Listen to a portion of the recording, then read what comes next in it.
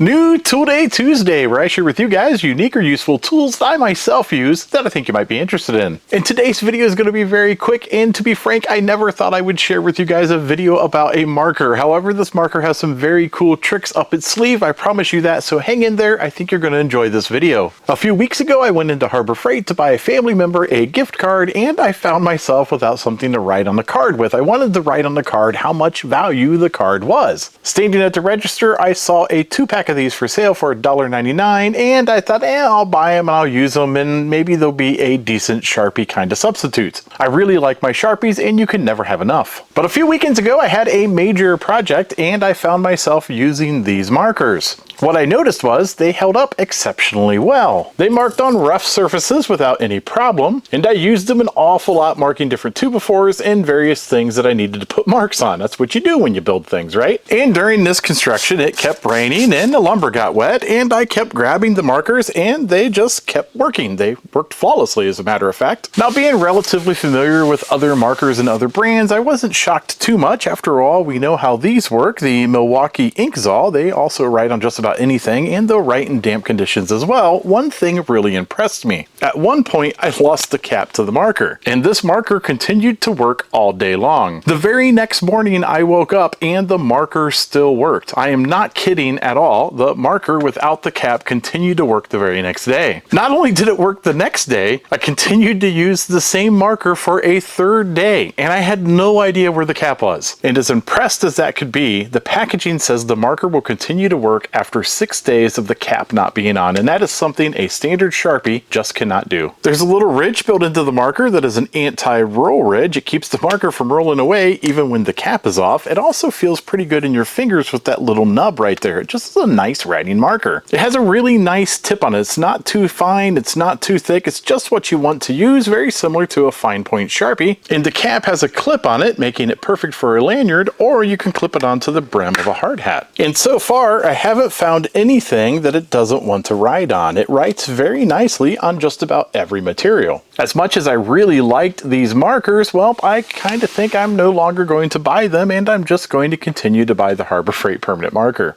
If you like these types of videos, don't forget to like and subscribe. Take a look at some of my other videos. At the very least, you might be entertained.